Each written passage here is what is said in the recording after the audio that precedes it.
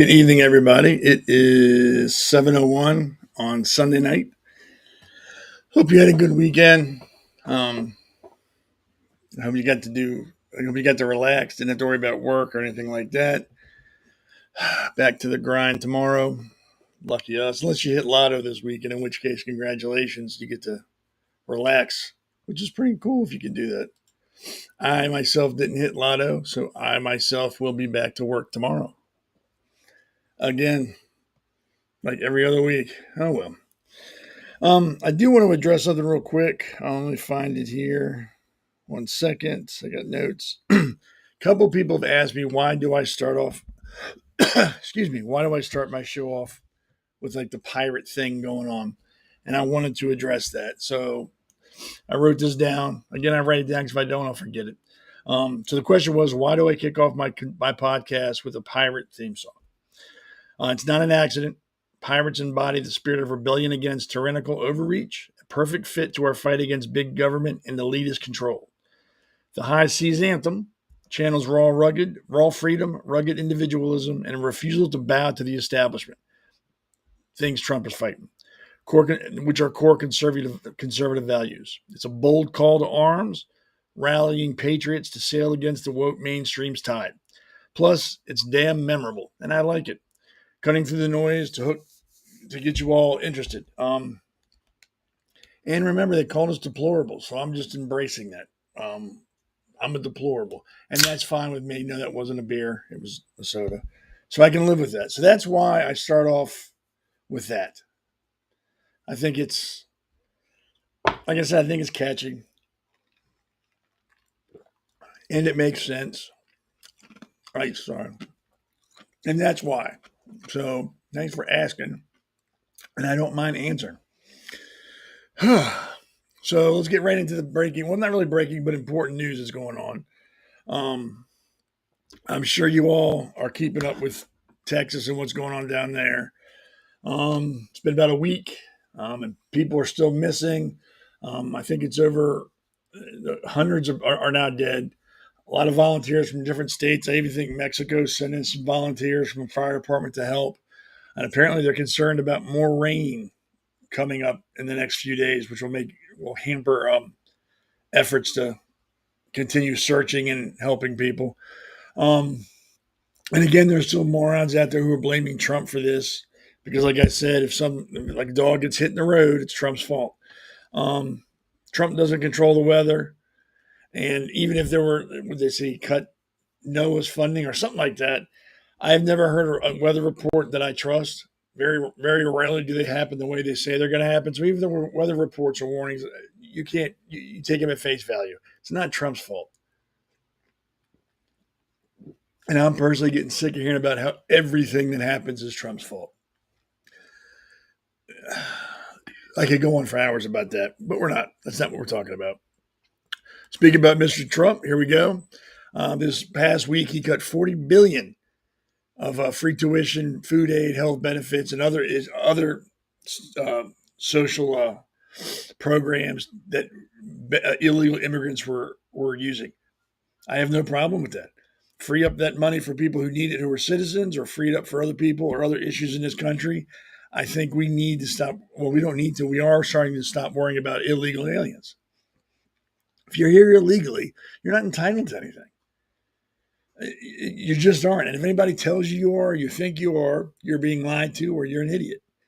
Um, so yeah, don't assume just because you're here, you get to get the stuff that all citizens and legal immigrants get if you're here illegally. You don't. You don't get anything. You get a swift kick in the ass and a free plane ride back to your country of origin. And that's how it should be. And there's nothing wrong with that. That doesn't make us still they're still in the Nazi kick. That doesn't make us a Nazi. Doesn't make us evil. Doesn't make us xenophobic. It makes us a country with borders and enforcing the law like every other country in the world does. It's not just us. Mexico does the same thing to people coming to their country illegally. But you can't tell the liberals that because they know everything, and anything Trump does is evil, and anybody supports him is evil. It's getting ridiculous. It's Trump derangement syndrome. It's getting worse and worse every day. I used to laugh at it. Now I just feel sorry for those people. Democrats do the same thing, and it's okay. He doesn't, and it's, oh my God, the world's coming to an end. Go figure. North Korea vows unconditional support for Russia while it's in the Ukraine war. Um, that's not new. They've already sent troops down there to help Russia. I think they're sending 15,000 more, something like that, 5,000 more, some weird number. They're saying now that 40% of the ammunition that Russia's getting is now from North Korea. Um, I don't understand why that's shocking to anybody. This is not like all of a sudden this happened. It's been going on for quite some time now. I guess they're just making it official and public. Um, North Korea is not like a powerhouse we need to be worried about. Russia is getting their, I don't want to say they're getting their ass kicked, but they are expending a lot of resources and money to fight in the Ukraine where they can't seem to gain much ground. And what they do gain, they lose, or what they do have is not much.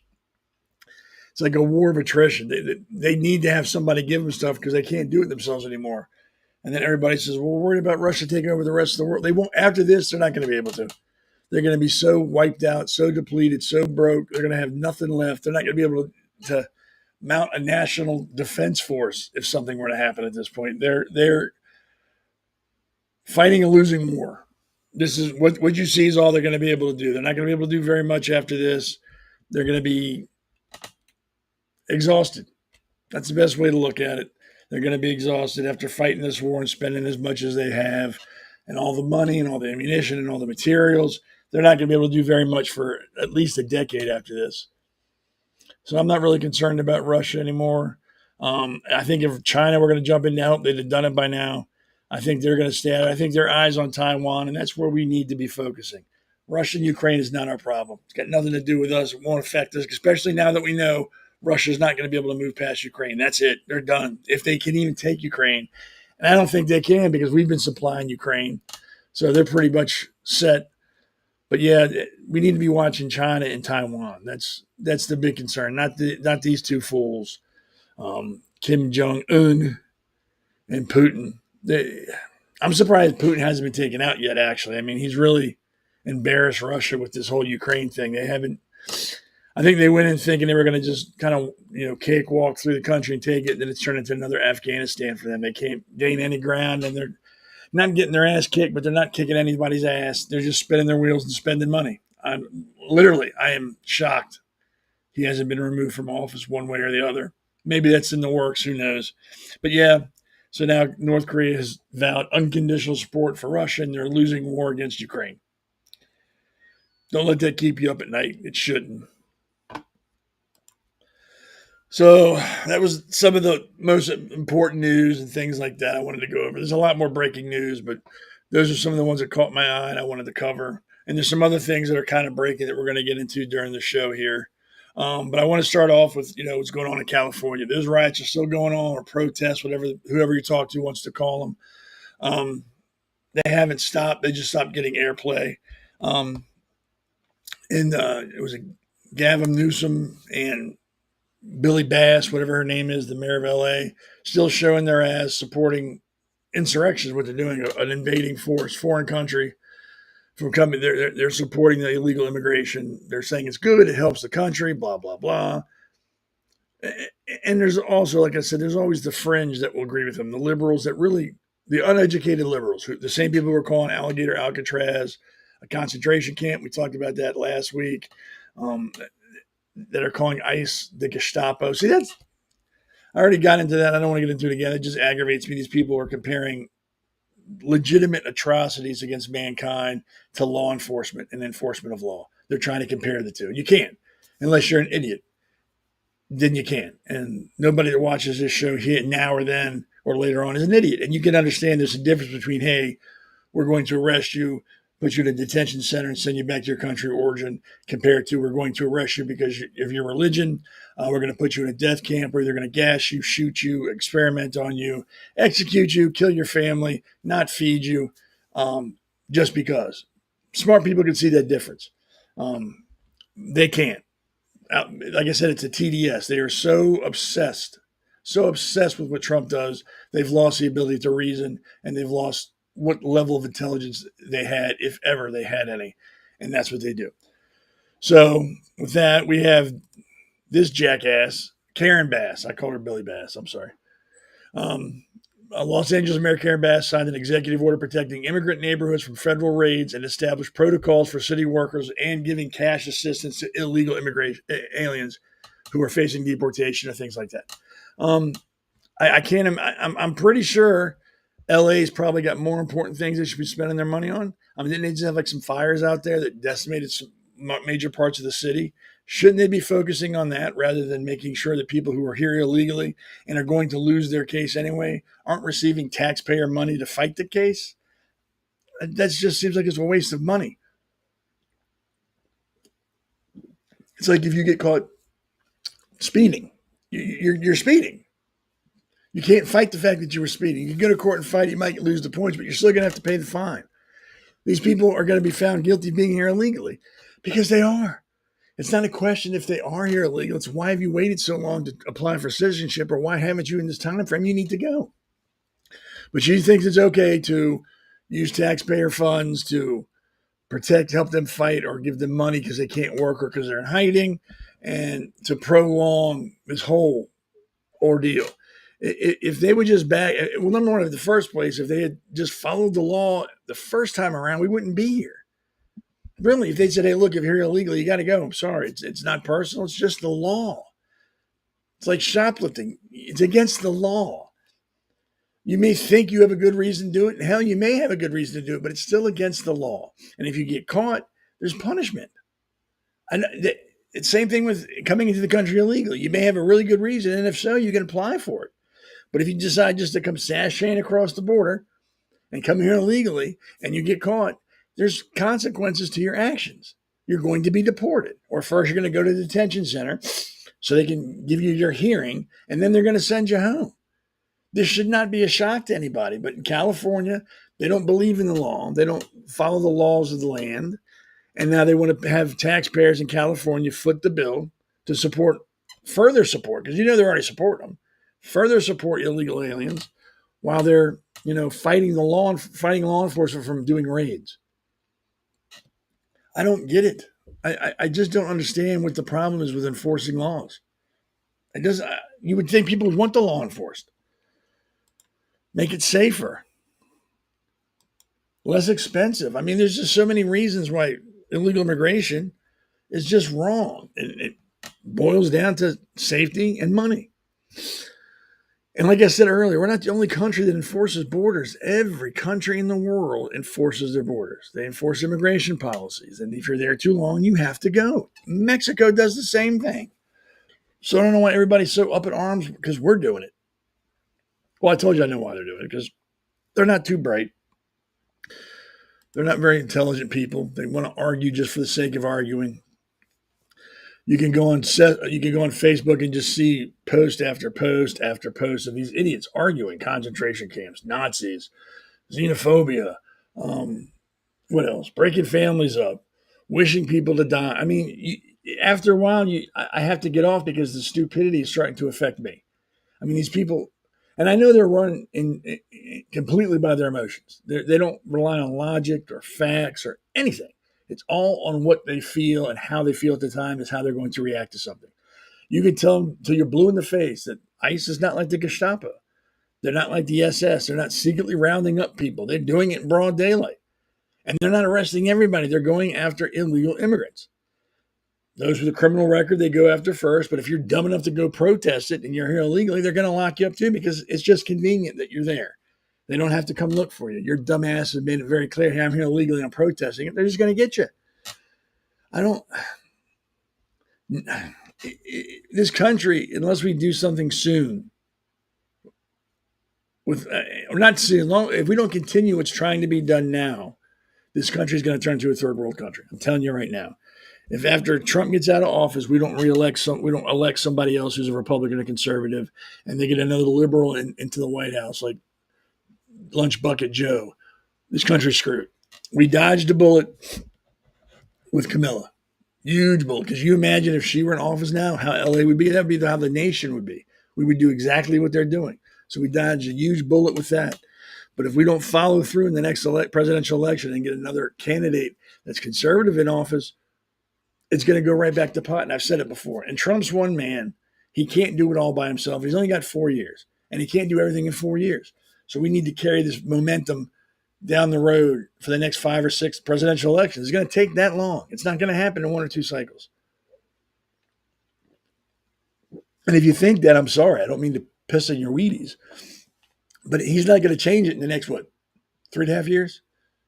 Yeah, 3.5 years. He's not going to change everything that needs to be changed in 3.5 years. And if he does, and the next election they elected a Republican or a Democrat liberal in office, they're just going to undo everything he did. So that's why it's important to support the most conservative candidate you can and protect what we got, because what we got's pretty good. Here she is again, and this Basshole confronted ICE officers at MacArthur Park, demanding they stop doing what they were doing, stop enforcing the law because it's not fair. You know what? I don't even care what she said.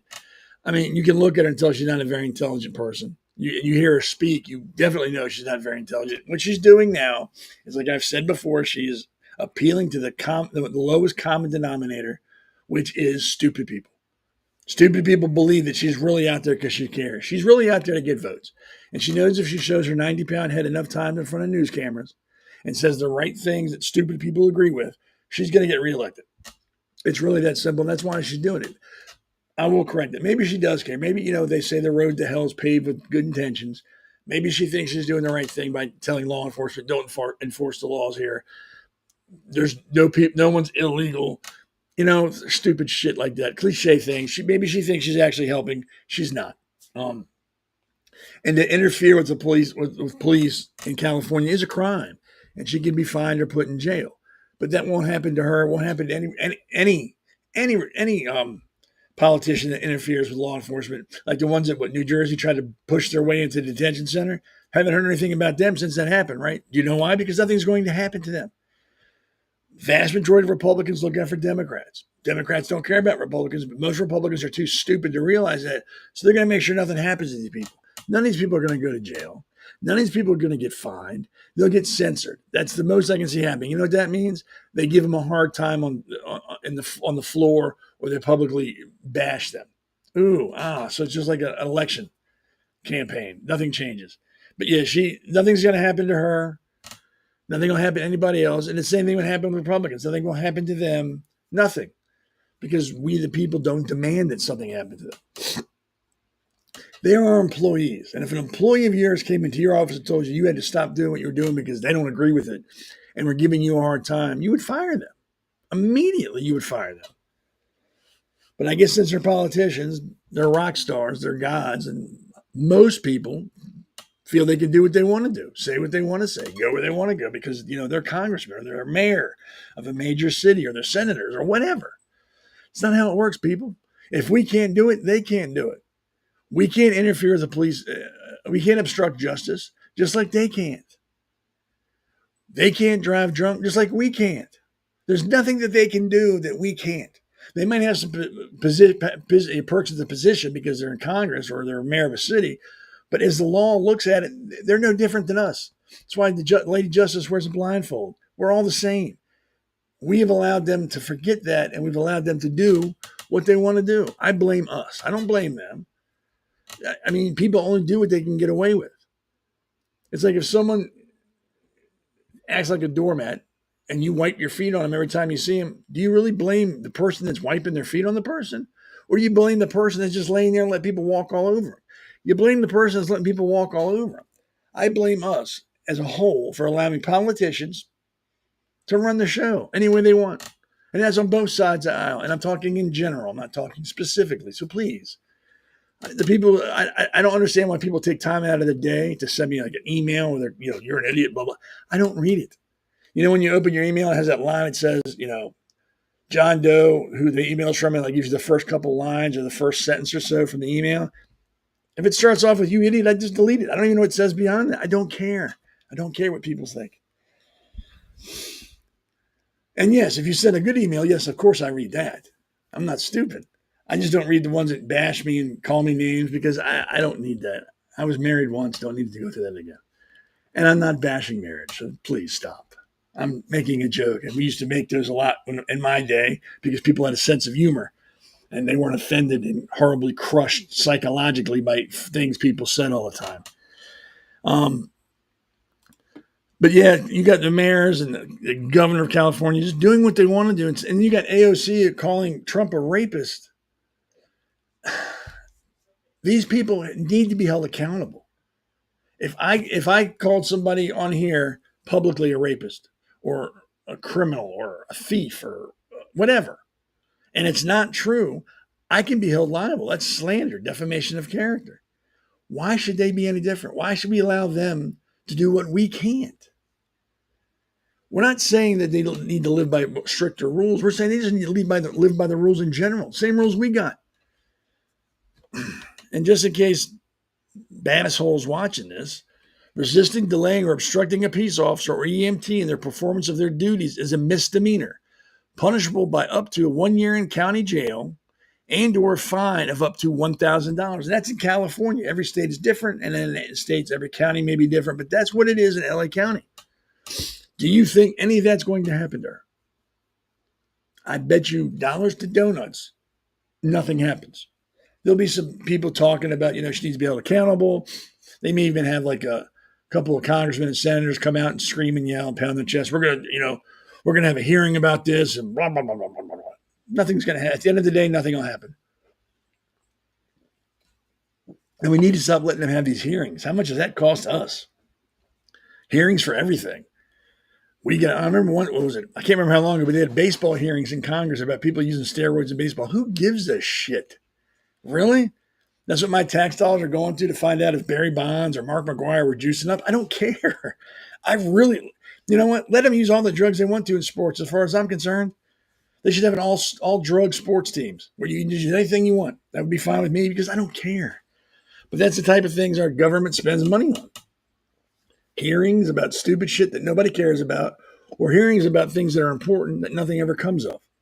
Nothing ever comes of it because we don't push the issue. We go, okay, they had a hearing, that's good. And then everybody goes back to doing what they were doing before, living their life the way they were living it, and nothing happens to these people. And then it gets worse and worse and worse. Every decade, every year, there's some new and improved stupidity they're doing that was it's improved over what they did last year. And nothing happens to them. And then we all sit back, like with this Karen Bass fool. How can they get away with this? How is she allowed to interrupt like an active investigation or an active arrest going on and not get in trouble? If that were me, they'd lock me up. I wonder why it's happening. Look in the mirror. That's why it's happening. We're allowing it to happen.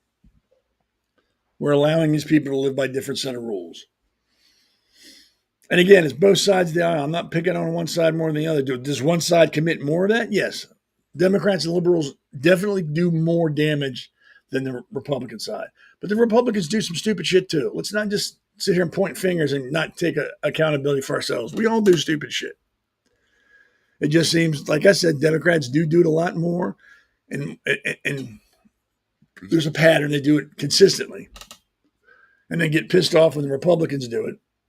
And then the Republicans will do something and get pissed off at the Democrats. It's two different sides of the same coin is what's going on. So yeah, in California, the riots are still going on. The protests are still going on. People are still getting locked up. Mayors and, like I said, the governor out there screaming and yelling that laws shouldn't be enforced. And that's what they're saying. Don't let them throw word salad at you and make you feel bad. Because anybody who breaks the law should be held accountable. And the crime should fit the punishment. I'm not saying people here illegally should be executed. No. People here illegally should be shipped back to their country of origin. That's a fair punishment for that crime. And that's what's happening.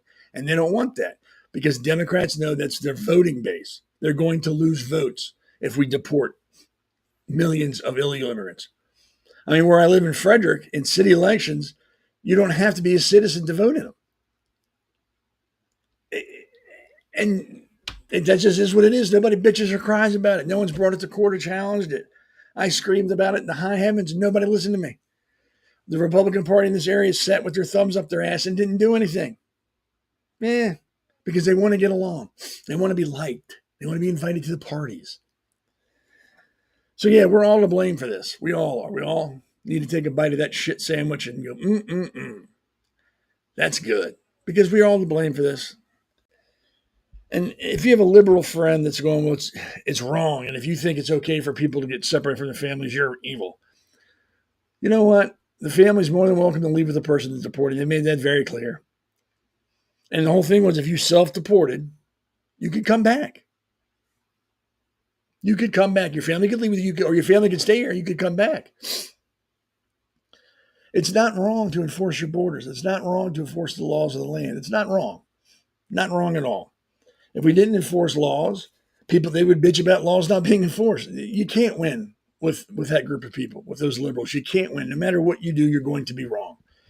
So that's why I don't care what they say. Let them whine, let them cry. I don't care, because you're never going to be right. It's never going to be good enough for them. It's always going to be wrong. It's always going to be too harsh. It's always going to be homophobic or transphobic or xenophobic, or you're going to be a Nazi. No matter what you do, that's what they're going to view you as. So we need to stop trying to compromise or even bring them in on the conversation. Like when we did that with Iraq, I thought it was great. Don't tell them about it. They don't need to know. Tell the people that have to know, and then you go about it and afterwards go, yeah, we did it. We didn't tell you because we don't fucking trust you. I'm pretty sure you would have told Iran what we were going to do had I told you ahead of time. So yeah, we need to stop trying to work with them. Compromise, reach across the aisle. That has never worked. Every time we reach across the aisle, they slap our hand away. How many times you got to get punched in the face before you realize the person that's punching you doesn't like you, no matter what you do? We need to come to that realization that the Democratic Party is not what it used to be. They don't like America. They don't like Americans. They don't like our laws. They want to destroy the country from within. And if you don't believe me, look at the deportation issues going on now. They are against them. They are flat out against them. They're pro-riots, pro-protest, and I'm all for protests. That's your right. As long as you do it and you're not hurting other people, you're not assaulting law enforcement, you're not burning buildings, you're not hurting people, you can protest. You can carry any sign you want, even if it's got a swastika on it. Don't agree with it, but that's your right. There's nobody against protests. We're against violent protests. We're against riots. We're against assault. We're against theft. We're against destruction of private property. That's where the line gets drawn. And I'm going to get into that in a little bit here too. But protest all you want. Just do it with some respect. Not even respect. Use common sense. It ain't yours. Don't touch it. Don't burn it. Don't hit them. Don't take stuff. If you can follow those rules, protest all you want. I have no problem with it. But when you start affecting other people's lives in a negative manner, then there's a problem. But you can't tell a liberal that. They think it's, what was it, Summer of Love, they call it, when they were burning cities all over the country. They saw no problem with it. It was all good. That was fine. The mayor of Baltimore, when the Freddie Gray riots were going on, give them space to do what they need to do. That's the leadership we have in some of these parts of this country. Complete and utter morons that I wouldn't let lead a shift at McDonald's on the overnight crew. But we give them cities, and we give them districts, and we give them states, and we give them a country. I think we need to start mandating an IQ test for anybody that wants to run for public office. And there needs to be a minimum score. And if you can't hit that minimum score, sorry, you're not running for public office. I really think that. There should be that kind of test, a physical fitness test, and a medical test. You need to pass all those. And if you can pass those 3 tests, then you're more than welcome to run for public office. But if you can't, you can't. When I ran for office, they wanted to know employers' names, credit history. None of your business. Who I've worked for in the past is none of your business. What my credit score is none of your business. The shit they should have asked about, they never really did. They didn't ask about my criminal record. They didn't ask about any of that. They asked about work history, current address, and your credit report. That was their concern. Not that if I've been arrested for killing people or, I've been arrested 25 times for drunk driving. And nothing like that. They weren't concerned about that. They wanted to know what my credit rating was with Target. That's what the concern is in this country. I think they even wanted to look at my social media sites before I started doing this. So it's a good thing that before I started doing this, well, they probably would have locked me up and put me in some psych ward or something. But yeah, so California's still a shithole run by incompetent fools, followed by other incompetent fools, and none of them can figure out why their state or this country is in such a horrible shape. When all they got to do is look in the mirror, and they'll know instantly what's going on. But like I've said before, you can't convince an idiot that they're an idiot. So they'll never take accountability for anything they've done, which is sad because some of them are smart. Well, I don't want to say smart. Some of them are good people. They got their hearts in the right place. They're just being misled. And you're not going to be able to tell them that. They're not going to listen to you. And that's a shame. All right. Got to pay the bills. And I'll be right back. America's Pulse Network. The mainstream media is bought and paid for. The truth is twisted to fit their agenda. But America is waking up because podcasts are the future for trusted media. Welcome to the America's Pulse Network. It is a network built by patriots that upholds the Constitution. The America's Pulse Network stands for God, truth, and the America First movement. There is no corporate propaganda, no government spin, just real news, real talk, and real voices fighting for faith, freedom, and the future of this great nation with common sense. Here are some of America's Pulse Network podcasts. Alexandra Levine Live, hosted by Alexandra Levine. Jersey Shore Podcast, hosted by Damon Galdo. The Conservative Corner, hosted by Seth Eisenberg. APN's The Pulse, hosted by Alexandra, Damon, and Seth. So tune into America's Pulse Network on the following social media platforms: X/Twitter, Rumble, Truth Social, Facebook, and YouTube. Join the revolution. Because the pulse of America beats for God and country. America's Pulse Network is for faith, family, freedom, and truth. So yeah, there's a lot of good podcasts on America's Pulse Network. You got Damon the Hammer Galdo, also has a radio show. Alexander Levine has 2 shows, great shows. They're both great people, smart people, know what they're talking about. Alexandra's also our White House correspondent. She gets to go to D.C. and go to the White House and talk to important people because she is polished and intelligent. If they sent me down there, I would probably get us kicked out of the White House and we'd be banned for life. So it's probably a good thing I am not involved in any of that. So God bless her. God bless the Hammer. And as always, the man behind the scenes is Damon Sherrod. He's our producer. He gets to keep things in line, or try to, and make sure that we don't step in big steamy piles of it while we're podcasting and talking to you all. So he's like the unsung hero, the puppet master. So thank you very much. We appreciate everything he does. So yeah, don't just watch me, watch the other people too. And on Wednesdays is the fun night. That's when we do the pulse. That's where we all get together with some guests and we talk about everything. That's always a fun time, really fun time. And one of the people we have on Wednesdays, Tim Fazenbaker. He lives in Dundalk, Maryland. I don't know if you're from Maryland or not, but he's running for office out there. So if you can support him as much as you can. Great guy, very down to earth, very, very approachable. I've met him a few times in person and a lot of times on here. I have never once spoken to him and felt like I was bothering him or that he didn't have the time for me. Very nice guy, very conservative, and a great head of hair. I mean, and I know hair. He's got a great head of it. So support him. Seriously, though, support him. He's a good guy. He needs all the support he can get. Apparently, Larry Pig Hogan, who is just a rhino. I mean, embodies the title, is pushing someone in his district where Tim is running and trying to get him elected. Tim Fazenbaker is the only true electable candidate there. Support him. Money and time. I'm sure if he's on Wednesday, we'll talk about that too. So, keeping in the vein of LA and people interfering, it's sad when the president has to tell police officers that they can protect themselves against rioters. That, hey, it's okay. You have total authorization to protect yourselves. It's okay. You're allowed to. Federal immigration officers have faced rocks and bricks, fireworks. What else? Sticks, mass people. I mean, just everything you could think of at a riot, they've faced.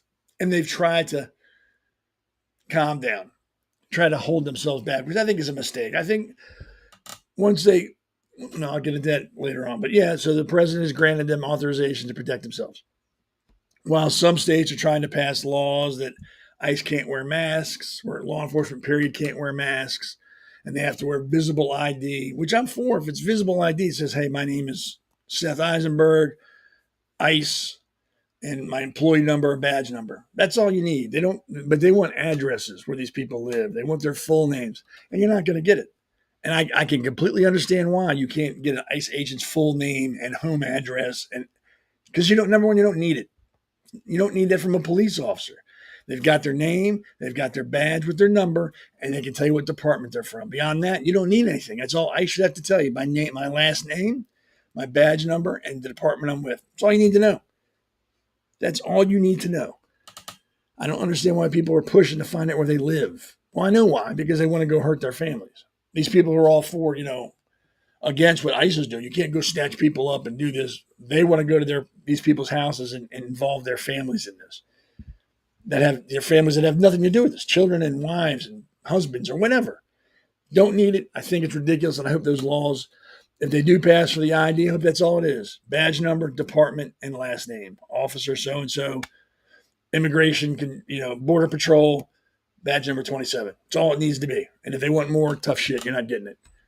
And then they're bitching about masks. The same people who are bitching about masks are the ones that wear masks everywhere they go because they're afraid they're going to get some deadly virus that's going to kill them immediately. And it's okay for them to do that, but nobody else can.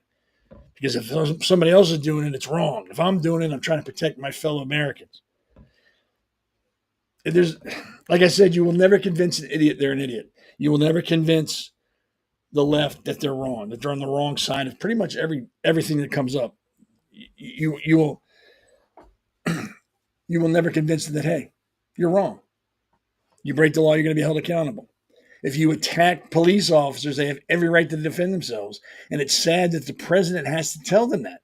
Their department should be telling them that, like, hey, don't stand there and let people throw bricks at you. You don't got to stand there and let people throw rocks at you or fireworks or try to run you over. You have every right to defend yourself. We as citizens have a legal obligation to retreat in most states. And I understand there's states where you have to stand your ground, and that's fine. I'm talking in general. We have a legal right or legal obligation to retreat, to step back from danger as far as we can while it's safe. Again, some states are different. Police officers have a legal obligation to advance. They are not allowed to retreat. They have to go forward. And yes, there are some departments that don't do that. We can go back and look at the departments where there were school shootings, where they stood there. That was wrong. And most officers in this country will tell you that's wrong. They have an obligation to advance in the face of danger. That's why they're police. That's why they carry a gun. They are required.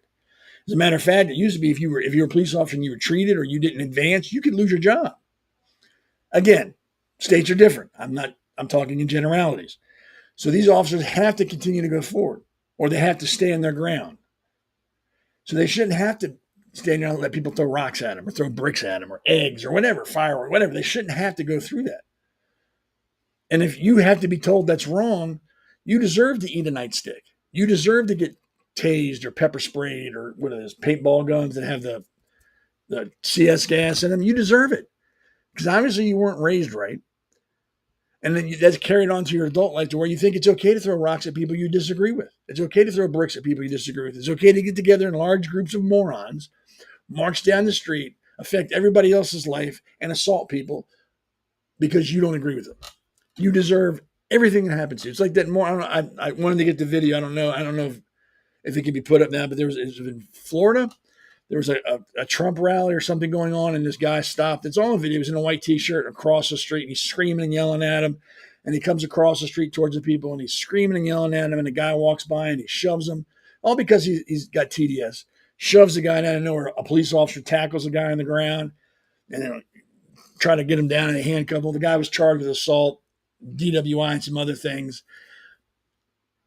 That's what police deal with at these riots on a grander scale. It's not just one person. It's like hundreds of people running at them and throwing things. And we, in this country, we got to tell them that, hey, it's okay to defend yourself.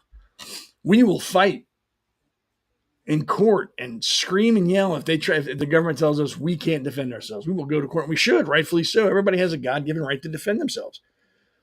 But we don't want that to apply. Some of us don't want that to apply to law enforcement. Some of us want law enforcement to be punching bags for us so we can scream and yell and shove them. And they shouldn't be able to retaliate.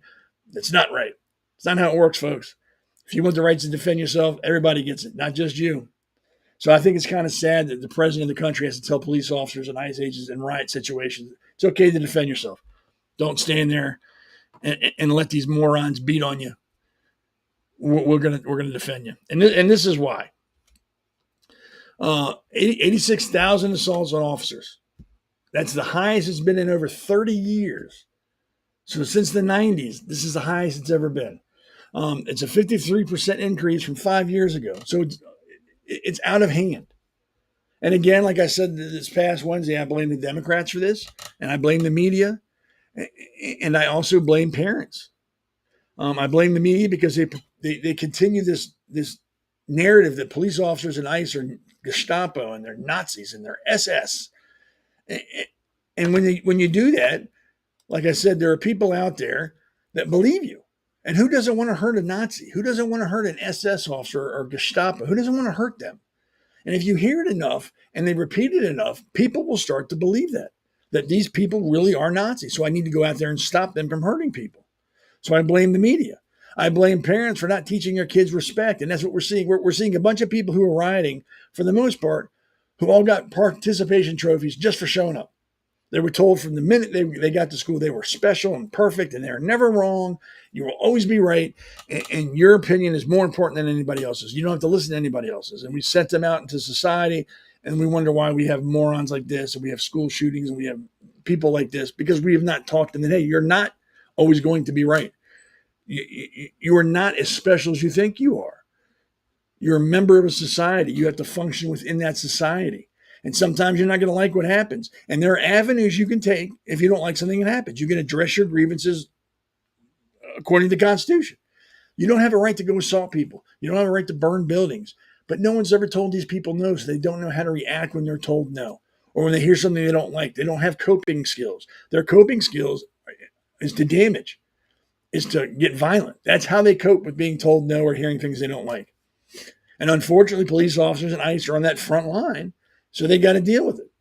So yeah, a 53% increase since 2020 on assaulting officers. It's the highest it's been in 30 years. You can see it right there. Over 86,000 assaults on officers. That's ridiculous. And I'm sure that number is going to climb after the riots in LA that have been going on. You don't have a right to assault anybody. Police officer, ICE agent, neighbor, waitress, bartender. You have no right to assault anybody because they say something you don't like.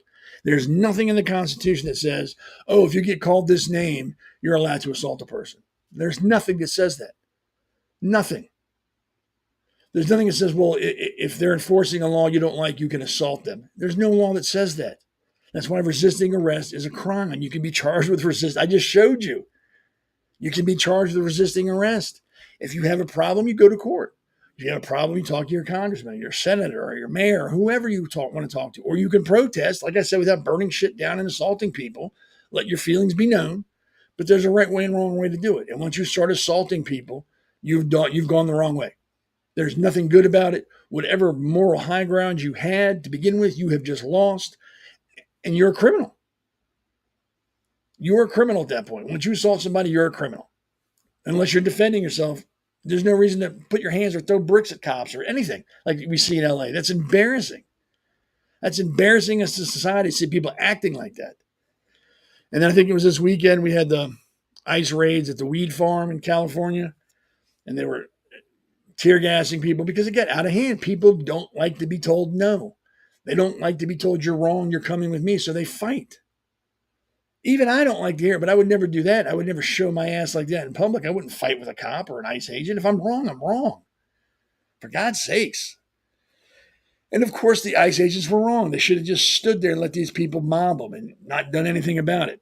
While they were there, I think they found 10 or 14 underage minors working there without their parents there. So a weed farm, not allowed to have minors working there, has undocumented underage children, which is a breaking the law, working there, and they rescued them. Of course, that doesn't matter. What matters is they're there to arrest, minorities. That's the only reason they were there, because there's minorities there. Well, yeah, because these minorities most likely are probably here illegally. And while they were there, they found they were breaking other laws. What is the problem? And then apparently they're saying they pushed a guy off the roof. I've watched the video. The guy jumped trying to get away from ICE because he didn't want to get deported. You know how you avoid getting deported? You apply them. You start the process to become a citizen, you fucking idiot. You don't jump off a building. You've had years and years and years to start the process, and you've chosen not to. I don't feel sorry for you. I don't feel sorry for you at all. And that's another thing with all these riots going on. I don't see any of these liberals who are rioting and assaulting police officers and burning cars rushing out to sponsor an illegal alien to get their process started. I don't see them volunteering money to help them. They're not doing that because it's not about them, the illegal immigrants. It's about the person protesting, trying to make themselves feel better. They could give a shit about these people get deported. It's not about that. It's about they want to feel morally superior to everybody around them. So they're out there doing that. Because if they really cared, like I said, they'd be offering money like, hey, let me pay for your citizenship. Let's get that process started. But they're not, because it's not about that. Don't mistake anything they're doing with virtue. It's about ego. Because like I said, if they were serious about helping these people, that's what they would be doing. They wouldn't be telling them to keep coming across the border illegally. They'd look, stop, contact this number or contact me. We'll pay for your process and get you citizenship. They're not doing that because it ain't about that. And they'll never admit that. They can't admit it because they never, like I said, we see it. If you get an IQ above a flip-flop, you see it. You know exactly what they're doing. And like I said, it's not about helping people or keeping families together. It's about making themselves feel good because they're not helping at all. None of them are helping. They're criticizing and assaulting and burning, but not one of them is helping. That's all you got to know about that. They're not out there trying to get people, I don't know if it's registered or signed up or whatever it is to start that process to become a citizen. None of them are. None of them. They're bitching about the name of Alligator Alcatraz. That's what they're the American concentration camp. And goddamn mouth breather. That's what they're focusing on. That it's there's 34 people sleeping in a cage, and 34 beds, and only 3 bath or toilets with sinks attached to them per cage. It's not supposed to be Club Med. They're not there because they won a contest. It's not because they won a raffle. They're there because they broke the law. They're in the process of being removed from the country. It's not supposed to be pleasant. You're not supposed to want to be there. It's the whole purpose of prison. It's supposed to be a place you want to get out of. And when you get out, you don't want to break the law to come back in. I don't understand why these people think it's supposed to be pleasant. I mean, they're not beating them there. They're getting fed. They got a roof over their head. They're being treated like human beings. But it's a jail. At the end of the day, it's a jail. You've lost your freedom to move. But it's a concentration camp. I want somebody to come on here and debate me on concentration camps. They can take the side of Alligator Alcatraz being a concentration camp, and I'll take the side of Auschwitz was a concentration camp. And we can debate. We can go back and forth on that. I mean, it'll be very one-sided, and it won't be fun for them or their people listening because you can't defend calling Alligator Alcatraz a concentration camp. Can't. They'll try, bless their hearts, but it's not going to work. But yeah, so you got that going on. The president's got to tell police they can defend themselves. People want ICE to wear badges, which I agree with. There should be an ID card on their vest, on their kit that says who they are, last name, department, and identification number. And that should be it. Like I said, you don't need a full name. You don't need an address. All you need is last name, badge number, department. That's it. That's all you're entitled to know. Maybe not even a last name. Maybe just an identification number in the department. I think that's even better. Based on the fact of what they're dealing with and who they may be dealing with, cartels, MS-13, the less information that's given out to the general public, better. So I'm all for identification, badge number, and department, and title, sergeant, lieutenant, private, whatever. That's all they need. But yeah, I've got a horrible feeling that if California can get that law passed, it's going to sweep across the nation, and then it's going to be just nuts. It's going to be nuts. And like I said, we need to start getting concerned if these laws come to pass. Even if it's just in one state, we need to be a little concerned that people are siding with criminals and making them the victims and then persecuting those that we have as protectors or law enforcement are being portrayed as the bad guys. You can't do that. And if that starts to happen, everything is going to fall apart. There is an echo. Oh, I'm sorry. I don't know how to correct the echo. If I could, I would. I apologize for that. The producer could see that, so maybe there's something he can do on his end. There's nothing I can do. I apologize. But yeah, So California's again trying to, criminalize law enforcement, trying to hamper their efforts and handcuff them even more than they already are in California. Why anybody would want to be law enforcement in California is beyond me, honestly. I would not want to be a cop in California. If I were a police officer, I would leave California, go to another state where I actually could do my job and not be persecuted for doing it. It's really that simple. But God bless the guys and women that want to be cops there, because somebody's got to do it. And I guess they think they can do it, and that's great. But yeah, so just back to this. Just think about that. That's ridiculous. That is ridiculous. And there's no reason for it. Do I think everybody behind the badge should be behind the badge? No, and I've said that before. There are cops who shouldn't be cops. I completely agree with that. Completely do, but you don't punish all the other cops in the world for one or two bad cops. Like that, was it in Cincinnati? The cops shot the kid's father, or shot the father's kid, and then he went out and killed a random cop in retaliation. Why? And then people are I can understand why he did that. Or that trash that shot the insurance president. I can understand why he did it. It doesn't make sense. And you shouldn't understand why somebody would want to murder somebody else. There's no justification unless he's actively trying to hurt you or your loved ones. There's no justification for murdering people. Do I think that we should show the worst of what people do online to wake people up to how bad it should be, or do you think we should censor everything? I don't think it matters to people how bad it is. I mean, I could turn on a TV show and see worse things on a TV show than I see on the news. I don't think people care. I don't think people care until it happens to them, until it involves them or someone they know. There's just so much apathy in the world now that it doesn't bother them. They don't care. Like I said before, there's that 3-foot bubble people have, and most people, that's it. If it's outside that bubble, they don't care. Don't bother me. Don't care. But I think shock value is a temporary fix.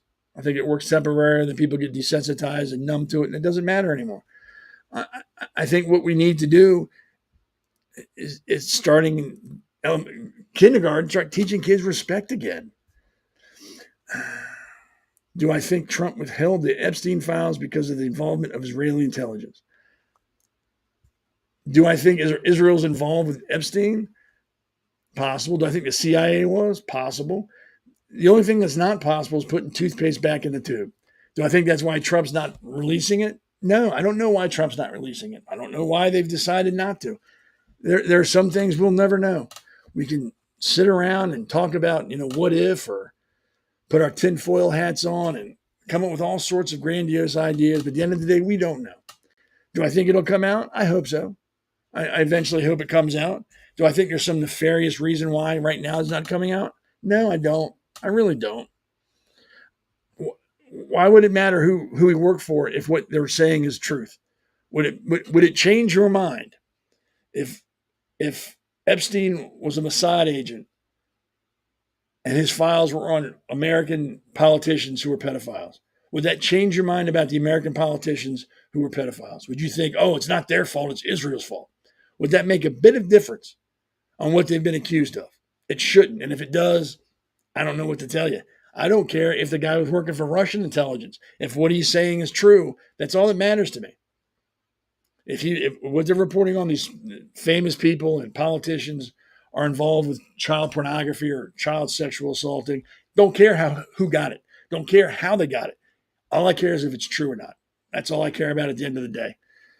I think they both were CIA. Israel intelligence. Maxwell's father was Israeli intelligence. Bonjour even said he was an asset of Israel intelligence prior to becoming the deputy director. Okay, does that change anything?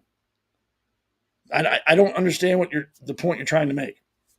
If they did what they said they did, I don't care how we got the information. I don't care who they work for. If what they're saying is true, at the end of the day, that's all that I matter. And then I hope they're held responsible. I don't care how they got the information. Don't give a shit. It involves children. Don't care who got it. Don't care how they got it. Don't care who they work for. If you're hurting children, you deserve to die at the end of the day. Excuse me. Got to pay the bills again. And I'll be right back. Welcome to America's Pulse Network. This is APN's very own White House correspondent, Alexandra Levine. This is so amazing and miraculous. We've never had a president in the history of our nation doing this. And we hope to God that he continues doing this forever and ever. Thank you. God bless you, everybody. And God bless President Trump. And God bless you. Hello, everyone. This is Alexander Levine with the America's Pulse Network. I am the White House correspondent right here in the heart of D.C. as President Trump is celebrating 250 years of America and the military. Subscribe and follow America's Pulse Network on the above social medias.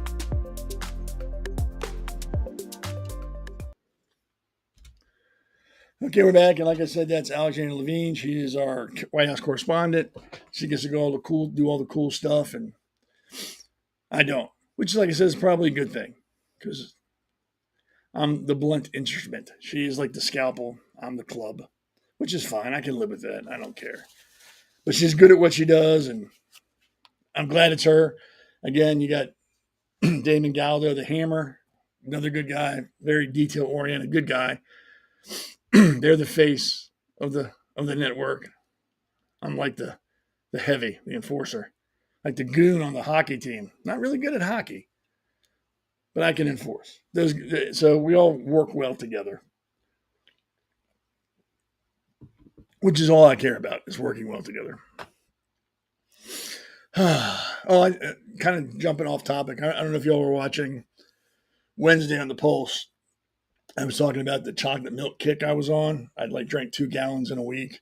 Okay, well, I'm off the chocolate milk kick now. I haven't had chocolate milk since Wednesday because I did drink a lot. I had half a gallon. I'm back onto water and sugar-free soda. I don't know how long that'll last, but I'm off the chocolate milk kick, and chocolate milk's expensive. It's like $5-6 a gallon. And I don't know why. It's not like it's some special recipe that you got to use to make it. You put chocolate syrup in it, you mix it up, and that's it. But it's expensive. So I'm just, like I said, a side note, my ADD got the better of me. That's what I'm doing. I'm off the chocolate milk for a while. Who knows how long that'll last, but I'm off. So back to more important stuff. So right now we got the follow with me. Okay, just stick with me on this one. So it was reported earlier that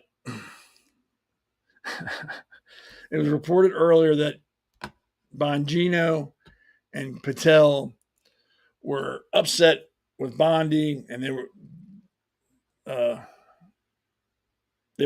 talking about resigning because of the way she was handling the Epstein case. Because we were talking about that before. They were going to leave.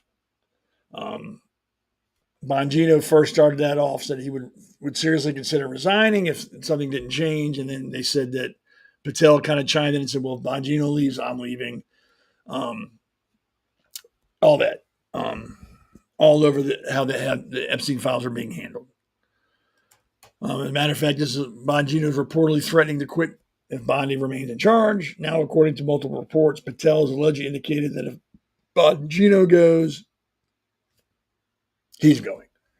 So that's what they've been talking about. Of course, the liberals have been jumping all over that and just going insane with it. Look, they're falling apart. They can't even work together. How are they going to run a country if they can't do this and they can't do that? Bongino's going to leave. Again, this feeds into the conspiracy theorists that there's something out there and Bongino and Patel know it, and that Bondi's holding it back and Trump's involved. And it's like an onion. You keep pulling it back. You get stinkier and stinkier. And there's more and more people think there are. And when people talk about governmental conspiracies, my comeback is, have you been to the DMV? Have you been to the post office? They can't run those. What makes you think they can have hundreds of people in on a conspiracy and nobody know about it? It can't be done. With the government, it can't be done. They can't even run a goddamn post office efficiently. So if there were 100 people on a conspiracy, do you not think within a month somebody would say something? Would go to the news and deep throat it and go, hey, I got some information for you. It wouldn't be secret very long. I don't know why people have such faith in the government when it comes to that kind of thing. I don't. I've worked for them. They barely can do the day-to-day shit. So you start adding some secret stuff in there, it would fall apart. Especially something like this. Somebody would come out and say, oh, no, I've seen the Epstein list. It's crazy. These people are on it. It would come out pretty quick. So, But this feeds into all that hysteria, that there's something nefarious going on and they're hiding it from us because they know. Do I think there's current politicians on it? Yes, I do. I'm not saying there aren't. Do I think it would ruin a lot of careers of like well-known people, both politically and like in entertainment industry? Yes, I do. In this country and other countries, hell yes, I do. I'm not saying it wouldn't. What I'm saying is it's not some grand conspiracy. Maybe they're handling it a different way. Like when there's an investigation going on, the police don't tell you they're investigating so and so and so and so and so and so. They don't give you any heads up. They just do and go, no, we're looking into it. There's nothing there. Everything's fine. Because they don't want people they're investigating to know that they're still looking into it. They want them to be calm. And then when people are calm and don't think something's going on, they make mistakes. It's like with the Iran thing. We're going to give you 2 weeks. We want you to come to the table. We're going to talk about it. What, 2 days later, we bombed the shit out of them. They didn't go, hey, we're going to come bomb you in 2 days if you don't do what we want you to do. They said, no, you're cool. Take 2 weeks. Take your time. Talk about it. We'll get back to you in 2 weeks. And then they bombed them. That could be going on with the Epstein files. We don't know. They could be laying a trap for somebody. Like, oh, no, we're not even worried about that anymore. Are you crazy? There's no list. There's nothing going on. The whole time, they're like, yes, we're very close to doing something. We just don't want to let people on. I don't know. I'm not privy to that information. I can only assume, just like anybody else on the outside looking can do is assume. I hope and pray that somewhere in the near future, this is all handled and rectified, that all the questions are answered and people will start being held accountable. I firmly believe that. So if in like 6 or 7 months, nothing has come from it, then yeah, I might start to think about it differently. I might be a little upset. But right now, I will give them the benefit of the doubt because everything up to this point, Trump said he's going to do, he's done. So I will give him the benefit of the doubt that maybe there's something working behind the scenes now and they're close to doing something. So I'm not going to complain right now. But yeah, so that was going on in the news. And when it comes to the news or social media, you can't believe anything you read and you believe half of what you see. So then, I believe today or yesterday, we got this. However, Patel clarified that the rumors are not true. The conspiracy theories just aren't true. Never have been. It's an honor to serve the President of the United States, Donald Trump, and I'll continue to do so for as long as he calls on me. So all that was much to do about nothing. It was probably a statement taken by overheard by someone, and they made it to this huge mountain of, oh my God, everyone's leaving unless we do this. That proves there's something wrong with the Epstein files, that there's something there, and they're hiding it because these people are going to leave. And then one of the people they're saying is going to leave has said himself, it's not true. I'm going to stay here as long as he wants me to be here. And again, this will not put conspiracies to rest. There's just looking at people, well, he's just saying that because he has to or whatever. There you go. So we heard it from the man's mouth himself. Kash Patel has never said that if Bongino leaves, I'm leaving too. It's an honor to serve. And I'm guaranteeing if they talk to Bongino, he's going to say the same thing. And maybe he has. I just couldn't find that article. And I know there's people out there saying, well, I don't think you said that. How do we know he said it? Well, how do you know he said what he said before then? I mean, at some point, you got to believe something. You have to. You just can't continue to think everything is a lie if it's something you don't agree with. But if you agree with it, then it's the truth. You got two sides of the story. Someone saying he did, saying they heard him say he did, and now you have him saying he didn't. I choose to believe the person himself versus someone quoting someone they heard say something. I'll take him at his word. He never said it. That's fine. Time will tell. If he didn't say it, then he's going to quit soon. We know this. But I choose to believe him. And you should too till something different happens.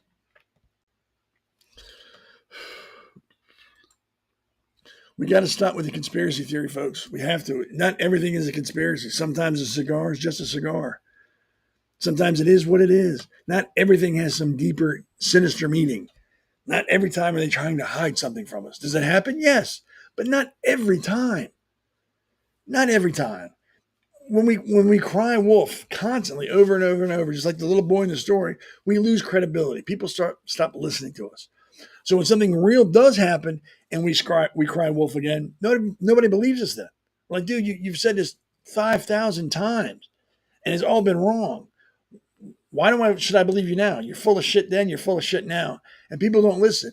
We have to temper our imaginations. We have to logically approach things. Do I think Israel was involved with Epstein? And like I said, it's possible. It's possible the CIA was. And lots of things are possible. But we can't take a possibility and turn it into some big conspiracy. Just because we think it might have been doesn't make it so. He might have been Israeli intelligence. So Israel's involved. They're blackmail. Stop. Stop with Israel may be involved. Let's find out. Let's look at the facts. Or the CIA may be involved. Well, if they're involved, that's because stop. Let's follow the facts. Let's look to see if they truly were involved before we start throwing out these grand conspiracies. Because if it turns out that's not true, we look like idiots. And then the next time something true happens, all people are going to remember the last conspiracy you talked about that wasn't true, and they're not going to listen to you anymore. And you may be dead on, like, hey, we have to, this is a real thing. This is true. This is what's going on. Yeah, you said that the last time too, and you were just as convincing about it last time, and you were wrong. You're probably wrong this time. So blah, go on, you do you, leave us alone. We just got to be careful. Everything is not a conspiracy. It really isn't. Are there bad things that go on? Yes. I've never once said there wasn't. I've never once said we live in, nirvana, it's perfection. I've never said that. I'm just saying think logically. And sometimes it's best to keep your mouth shut until you know more than it is to spew out theories that try to pass them off as fact. Just relax. Everything comes out.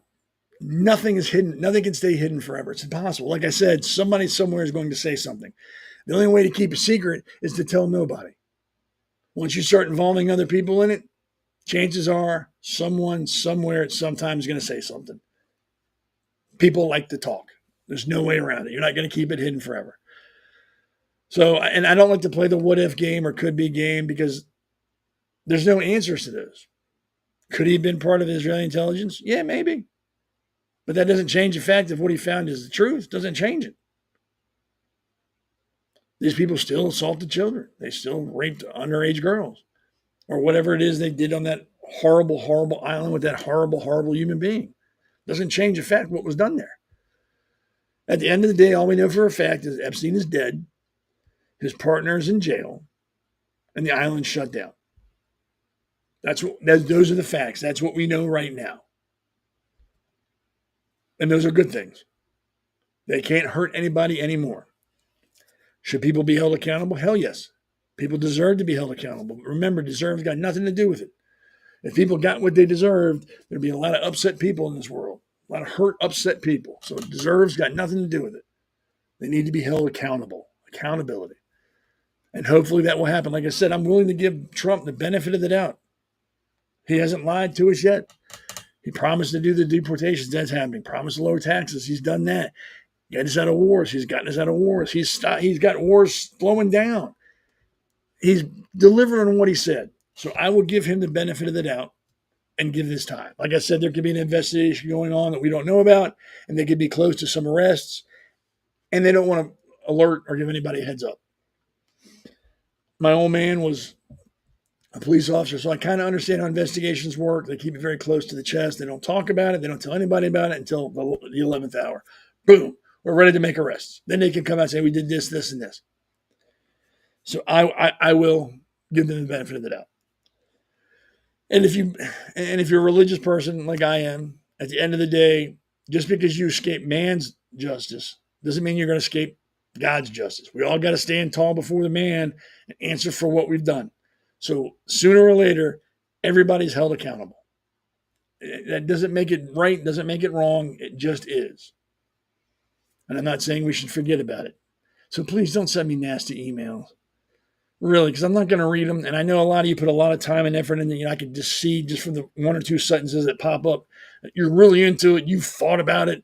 You've probably read it out loud to the other morons you live with. They all applauded and cheered you while they're eating their Hot Pockets and drinking their juice boxes.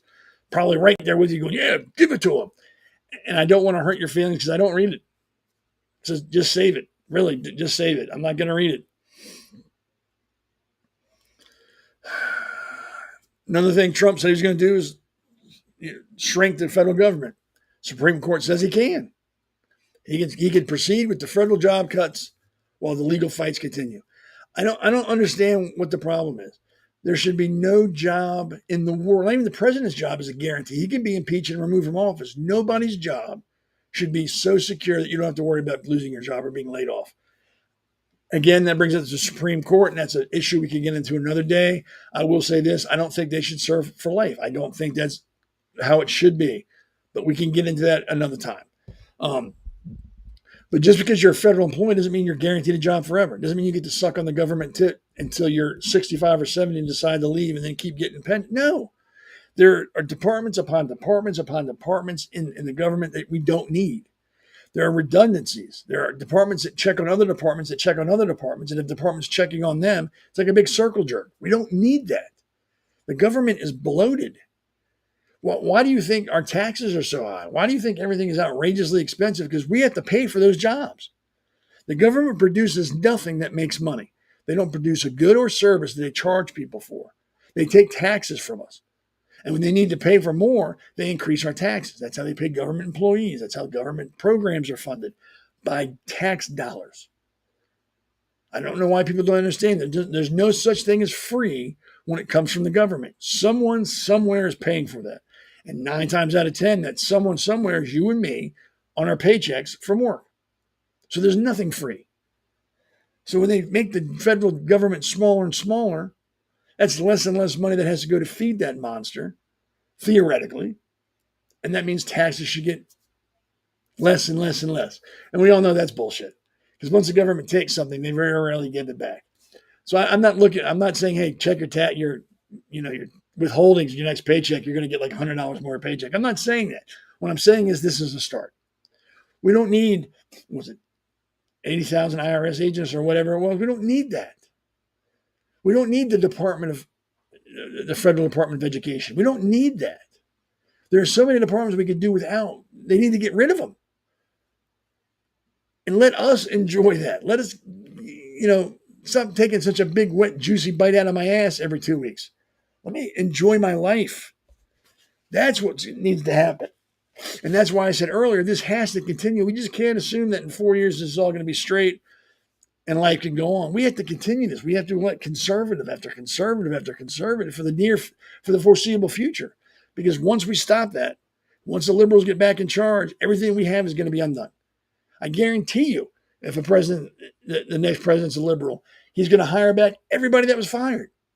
I guarantee it. And he's going to add more jobs to the federal government. So this is a good thing. I'm sorry for the people who lost their jobs. I'm really sorry. But you know what? Welcome to the real world. People get fired and laid off all the time. You're no different. You're not special. I'm sure you've learned a good skill working with the federal government. Go transfer it to the private sector. I wish you the best. But I'm tired of paying for you. Especially when most of the shit we pay for doesn't affect us anyway. Like they're sending money to Venezuela to teach people how to dance? Or is that Africa? It's stupid shit they're deciding where to send our tax dollars. That needs to stop.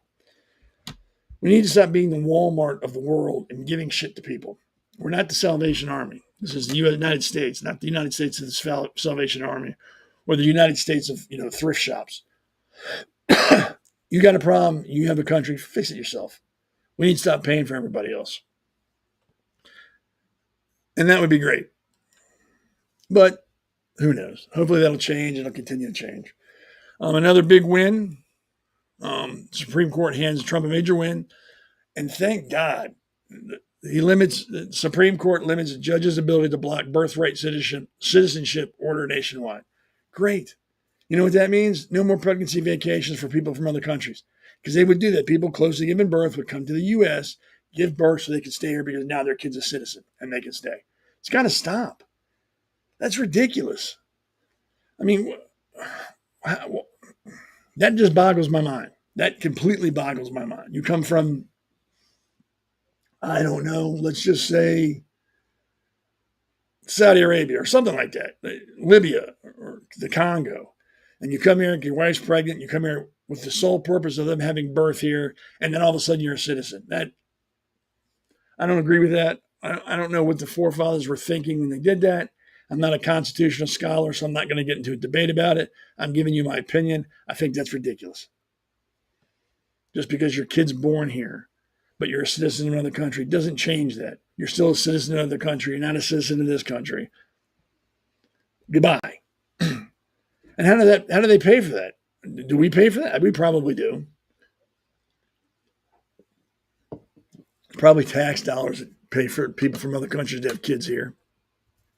But that ended, the Supreme Court said, hey, other judges, you just can't write, you can't write orders that supersede what the president wants to do. You can't do that, which is great. Good to hear. It's the same thing with the immigration deportation. That applies to that. These judges can't just start writing orders saying, when you can't do it anymore, you have to stop. The Supreme Court says, no, you can't do that anymore. Sorry. You can't block the deportation because you don't agree with it. Supreme Court is the law of the land. The buck stops with them. What they say is the law. There's no like U.S. Supreme Court that you can go to next if you don't agree with them. That is it. Whatever their ruling is in stone. It's done. The only way it can be reversed is a constitutional amendment or the Supreme Court reversing their decision or writing another decision that supersedes that decision. And those don't happen often at all, especially a constitutional amendment. There's so much involved with that. That's like fantasy thinking. And I'm sure not the Constitution, I'm sure the Supreme Court has reversed rulings or ruled against their own rulings in the past. Again, doesn't happen very often. But you still have judges writing these orders thinking it's the law. No, you were told that you can't do it. Stop. Because as soon as you do it, it's not a valid order. It's not a valid ruling. You can't. The Supreme Court has said you can't do that. That's it. And those rulings that these lower courts put out don't have to be followed. Why? Because the Supreme Court says it's wrong. You can't. And that's the end of that discussion. But if you go on Facebook or on social media, you're going to have people that will argue with you that no, a federal judge can supersede the U.S. Supreme Court. No, they can't. You can't. And I learned that in 5th or 6th grade. Supreme Court is just that, the Supreme Court of the land. They rule on the law. And once they rule, that is it. There's no more discussion. If they make a ruling, that's it. And they made a ruling. That's it. No more discussion. The discussion's over. They've ruled. Move it on. Now, if they were to kick this back down to the lower courts, then yes, there's back and forth. But once they rule, that's it. And apparently these liberal judges don't care. They think they can overwrite or overrule or ignore a ruling of the Supreme Court. Now, let's make no mistake. If the Supreme Court ruled again, for them, saying, hey, you can do that, they'd love it. Then they'd listen to it. But since it's something they don't like, and most of the judges that don't like it are liberal, again, no accountability. They can do what they want to do and say what they want to say. They're going to pretend like they never heard it. Like, I don't care what the Supreme Court says. I'm going to do what I want to do.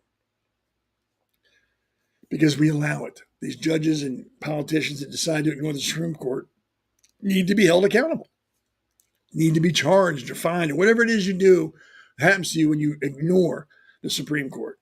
That's what needs to happen. Not just ignore it. It has to be dealt with. But again, it's going to be a long time before anybody challenges these judges. They're going to keep writing these stupid orders that really are just not worth the paper they're written on. Hold on for 1 second. Someone's asking me a question. But yeah, so it's all about winning. And I don't even look at it as winning at this point. Because it's not about winning or losing. It's about right or wrong. It's about common sense. It's about enforcing the law of the lands. And the Supreme Court is not there to make policy. They're not there to interpret rules based on politics or political leanings. They're there to interpret the law based on the Constitution and what they know about the law, and that's what they're doing. So I don't call it so much winning as calling it siding with common sense, siding with the law. They're not interpreting it, trying to interject their personal political feelings into it. They're saying the law says this. We've looked at it. This is what we've come to. This is how we're going to rule. And I know that Justice Barrett wrote, I don't know if it was a response or just a post. I don't want to call it a post, but I know what to call it, about Brown, pretty much calling her an idiot with no real grasp on the Constitution and the law, and really lit into her. And I think the next show we do, I want to have that because it was interesting. I don't think that's really happened before between justices. And I believe Kenyatta, or I don't purposely mean to ruin to butcher her name. I honestly am not trying to. I know her last name is Brown. I think she was one of the justices that Lunch Bucket appointed during the auto pen time. So there's a lot of people saying that she's not even a legitimate justice. And again, another conspiracy theory. I don't know. But I would like to look more into that before I talk about that anymore, about the Barrett speaking on Brown. I thought it was very interesting and well written. And of course, she wasn't as blunt as me. She didn't call her an idiot. That's me. Again, Justice Barrett's a very intelligent woman, and I'm sure Ms. Brown's a very intelligent woman too. I'm not saying she's not. I'm just saying I said she was an idiot, but that's not what was said. So there's that. So maybe next show, maybe Wednesday on the Pulse, we could talk about that. I don't know. So wrapping up the show here, we're getting close to that time. I want to get into towards the accountability part and kind of discuss that. I know we've all seen the riots in LA. We see this, people putting their hands out or putting their hands up, and like, now you can't touch me. This is my get out of jail free card. My hands are in the air. I want to put my hands out like I don't mean to. Once your gathering has been deemed unlawful or violent, stick your hands in the air, wave a white flag, hold a flower out. You're going to get your ass kicked if you don't disperse. And that's how it should be. I don't know why these people think doing this makes everything they've done prior to that okay. You're at an illegal assembly because it's violent. It's common sense. You don't get to get out of it because your hands are in the air. Like, oh, I'm sorry, I get a timeout. No, you need to leave. You don't need to walk up to the officer with your hands up, like with your camera phone out and your hands up. Because if I were the officer, I'd be waiting for you to get close enough to where I could club you, drag you behind the line, and cuff you and arrest you. You just need to go. At this point, it's about ego. These protesters are so adamant that they're right, that their ego is overriding their common sense, and they're not dispersing. In this picture, you can see there's smoke in the air. There is flashbangs and tear gas, everything. It pretty much indicates to me that they've told you disperse. And they're trying to make it very clear that you need to disperse. And these morons think because their hands are up, they're okay. No, you're not. Because right before this picture's taken, you know what's going on? They're burning shit, waving foreign flags, starting fires, and assaulting people. They don't show you that in the media, that right before the guy put his hands up, he lit a car on fire, or he punched a cop, or he broke into a building, or he assaulted somebody. They don't show you that. They just want to show you with their hands up, like they're innocent, like, oh, look at that. Little Johnny just left the orphanage where he was reading to blind children, and he was just trying to communicate with the officer, so he put his hands up. No, Joey just lit a car on fire, broke in and stole a TV, and he got into a fight with a cop, and now he's getting his ass kicked, and he's putting his hands in the air like that means it's over. No, that's not how it works in real life, and the media will never tell you that's what was going on. Like this, like they think this now means I can do whatever I want because my hands are in the air. No, it does not mean you're at a riot. You were at a protest that turned violent and has become a riot that was now deemed unlawful, and you've been told to disperse. That's why see those green guns they have? Those are tear gas guns, CS guns. They don't take those out just because you're there marching. I've seen plenty of marches where they don't have that out there. They're out there because that has been deemed an illegal assembly. You've become violent, and you're not adhering to the laws of the land, and you need to disperse. So put your hands up in the air. That just gives them a bigger target to shoot you in the chest with one of those beanbag guns, or they get a nice shot to spear you and take you to the ground. Putting your hands up means absolutely nothing at this point. Really. You're demanding that they follow the law, but you're not. Again, these are the same people who got participation trophies throughout their whole life and told how great and wonderful they are and never heard the word no. Now they think they raise their hands. That's it. You can't touch me. I'm sure that has caused some very awkward moments for people. And by awkward, I mean painful. So if you plan on going to a protest and you're fighting with the police and there are people around you burning things and assaulting people, and then you hear disperse, putting your hands up at that point means absolutely nothing. You're in with that crowd now. You are going to be treated accordingly. The best advice is, number one, if you're going to a protest, make sure it stays civilly disobedient. You can be disobedient. That's fine. But when you start assaulting and breaking laws and hurting people, you've gone past civil disobedience and you've gone into criminal actions. And you deserve to be treated like a criminal. So I would make sure before I went to a protest that the people I'm going to protest with have an IQ above a houseplant and understand that little line that they shouldn't cross. And if for 1 second I don't think they understand that line, I'm leaving. And I don't understand these people who bring children with them. They're children to these protests. Are you fucking stupid? You have to be the dumbest parent in the world if you think it's okay to bring your child to a protest of something of this magnitude, because it's inevitably going to get out of hand. All it takes is one person doing something stupid, and then it spreads like wildfire. And before you know it, there's tear gas, and there's horses, and there's riot cops coming down hitting people, and there you are with your kid. That's stupid. That is stupid. So what I'm going to do is, like I always do, share my opinion. And again, it's my opinion. And you don't have to agree with it. You don't have to like it. I've got it on my iPad because, hey, it makes it easier because my handwriting is horrible. And I kind of touched on this earlier in the program, and I just kind of want to finish with this. Trump derangement syndrome, TDS, has infected swaths of society, turning otherwise rational people into frothing, obsessive caricatures who've abandoned reason for an unhinged vendetta against one man. This isn't just a political disagreement. It's a pathological fixation that distorts reality, poisons discourse, and exposes a cowardly refusal to grapple with the world as it is. The term, coined during Donald Trump's 2016 campaign, describes an irrational hatred that blinds suffering to logic or nuance.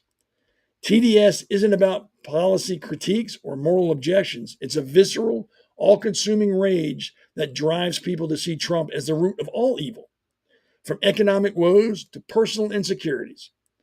X posts reveal the extent. Users with the blue check bios spew daily tirades, blaming Trump for everything from climate change to their morning coffee going cold. A 2024 study from the American Psychological Associations noted that 62% of self-identified anti-Trump respondents exhibited heightened anxiety and cognitive bias and unable to assess his actions without hyperbole. The symptoms are glaring. Sufferers twist every Trump move into an apocalyptic narrative. A tax cut, fascism. A tweet, incitement. A rally, insurrection. They cherry pick facts, ignore context, and dismiss his supporters, half the country, as brainwashed deplorables. This isn't principled opposition, it's intellectual laziness. Instead of engaging with complex issues like trade deficits or immigration policy, TDS victims reduce everything to Trump bad. It's a tantrum masquerading as analysis. The root lies in ego and tribalism. TDS thrives among those who tie their identity to being the resistance, a self-aggrandized delusion fueled by social media clout. X amplifies this, with influencers racking up likes for hyperbolic rants with algorithms where algorithms trap them in anti-Trump echo chambers. The mainstream media, CNN, MSNBC, and their ilk pour gasoline on that fire, framing every Trump action as a crisis to keep viewers hooked.